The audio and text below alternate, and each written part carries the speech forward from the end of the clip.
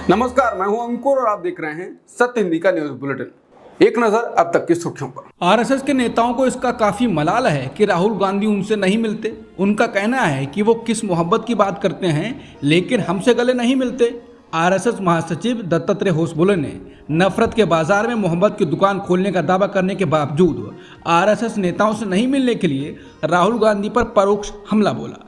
उन्होंने कहा कि आप नफरत के बाजार में मोहब्बत की दुकान चलाना चाहते हैं, पर हमसे मिलना नहीं चाहते।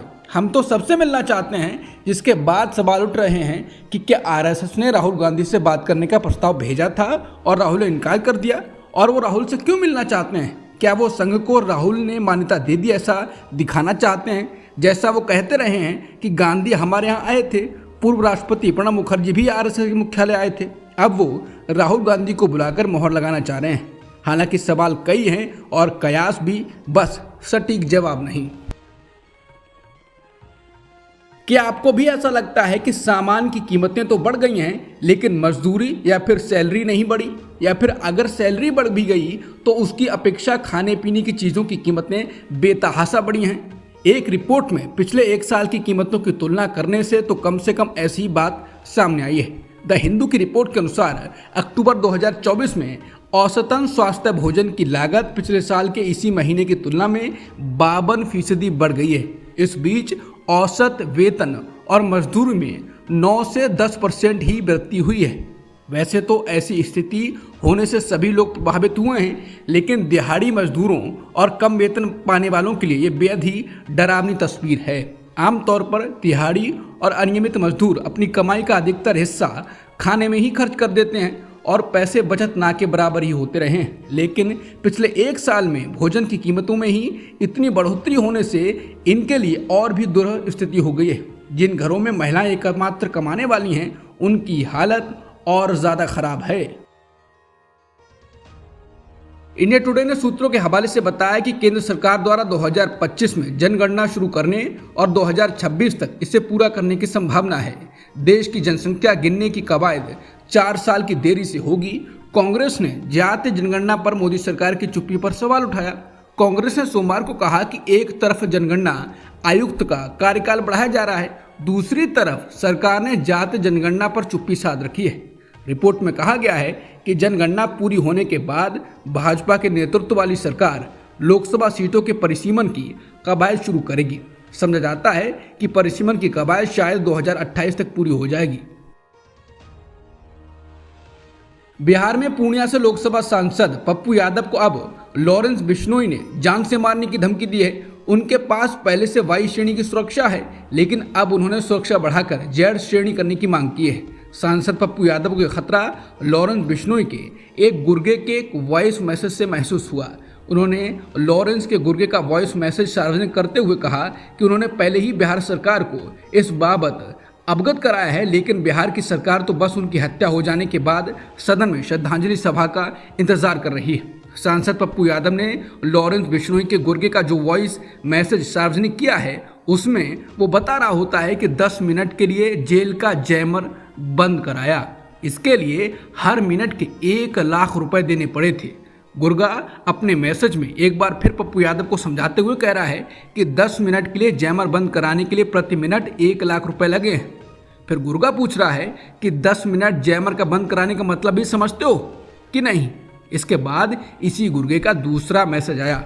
इसमें गुर्गा एक हकलाते हुए पप्पू यादव को समझा रहा है।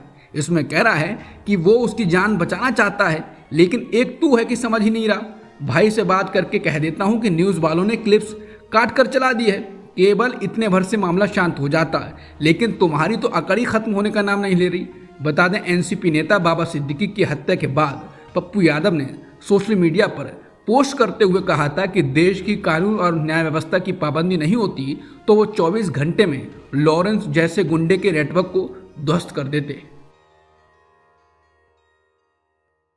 महाराष्ट्र में विधानसभा चुनाव के बीच डिप्टी सीएम देवेंद्र फडणवीस के दावे ने सियासी पारा हाई कर दिया है। दरअसल देवेंद्र फडणवीस ने बड़ा दावा करते हुए कहा कि महाराष्ट्र में बीजेपी अकेले चुनाव नहीं लड़ सकती, जमीनी हकीकत को समझना जरूरी है। हालांकि उन्होंने ये भी कहा कि महायुति गठबंधन के सहयोगियों के साथ मिलकर जीत जरूर हासिल कर सकती है। फडणवीस ने बीजेपी एकनाथ शिंदे और अजित गुट की एकजुटता को जीत का जरिया बताया। उन्होंने कहा कि 3 पार्टियों के वोट मिलाकर ही महायुति विजयी होगी।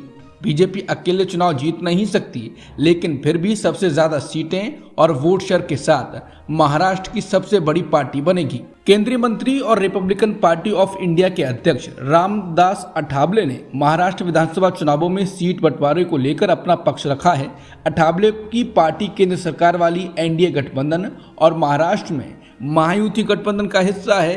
हालांकि अभी तक महाराष्ट्र विधानसभा चुनावों में गठबंधन में आरपीआई को एक भी सीट नहीं मिली है।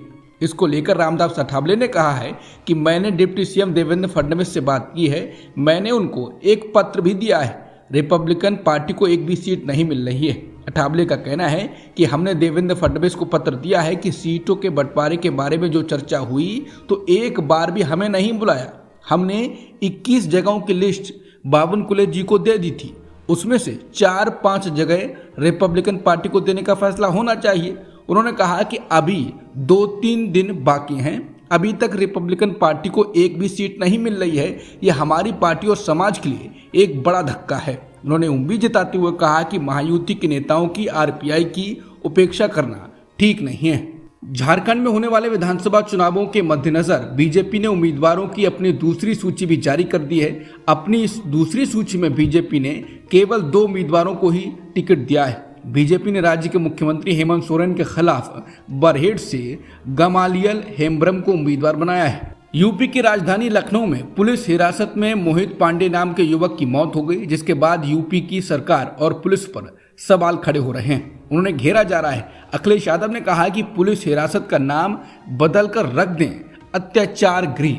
इसके साथ ही उन्होंने कहा कि लखनऊ में पिछले 16 दिनों में पुलिस हिरासत में मौत, जिसको हत्या पड़ा जाना चाहिए, यह दूसरा समाचार मिला है। नाम बदलने में माहिर सरकार को अब पुलिस हिरासत का नाम बदलकर अत्याचार गृह रख देना चाहिए। पीड़ित परिवार की हर मांग पूरी की जाए, हम उनके साथ हैं। लखनऊ में मोहित पांडे की पुलिस कस्टडी में मौत पर प्रियंका गांधी ने भी योगी को घेरा। प्रियंका ने कहा है कि यूपी में पुलिस ने 2 युवकों को हिरासत में लिया है और अगली सुबह एक की मौत हो गई। एक पखवाड़े में यूपी पुलिस की हिरासत में दूसरी मौत है।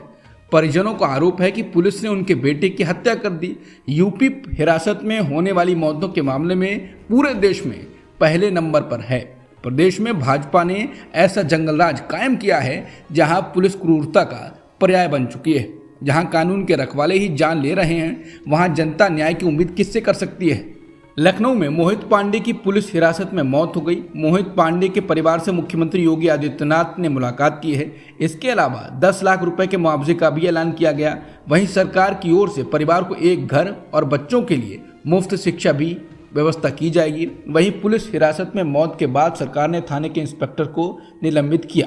पुलिस के मुताबिक पोस्टमार्टम रिपोर्ट में मौत का कारण स्पष्ट नहीं है, इसलिए आगे जांच के लिए भेजा जाएगा। ये जानकारी लखनऊ पुलिस ने सोशल मीडिया प्लेटफॉर्म एक्स पर दी है। घटना शनिवार की है, जब किसी आदेश के नाम के व्यक्ति के साथ मोहित का विवाद हुआ। उसके बाद पुलिस मोहित को अपने साथ ले गई। मृतक के घर वालों का आरोप है कि आदेश स्थानीय नेता का रिश्तेदार है, जिसकी वजह से पुलिस ने छोटे से मामले को लेकर पिटाई की है। यूपी के डिप्टी सीएम ब्रजेश पाठक ने कहा, यह घटना दुखद है और सरकार इस पर सख्ती से कार्रवाई करेगी। जम्मू कश्मीर में एक बार फिर से भारतीय सेना पर हमला हुआ है। आतंकवादियों ने असारी और सुंदरबनी में सेना के काफिले पर गोलियां चलाई। सैनिकों ने तुरंत जवाब दिया और हमले को विफल किया। कोई घायल नहीं हुआ। आतंकवादियों के खिलाफ सर्च ऑपरेशन जारी है। समाचार एजेंसी पीटीआई के मुताबिक सुरक्षा अधिकारियों को खौर के भट्टल इलाके में असन मंदिर के पास ग्रामीणों ने भारी हथियारों से लैस आतंकवादियों की मौजूदगी की सूचना दी थी। हिजबुल्लाह ने दक्षिणी लेबनान में इजरायली सेना पर एक बड़ा हमला किया। इस हमले में 5 इजरायली सैनिकों की मौत हो गई, जिसके बाद से 30 सितंबर को जमीनी कार्रवाई शुरू होने के बाद से क्षेत्र में मारे गए इजरायली सैनिकों की कुल संख्या 37 तक पहुंच गई है।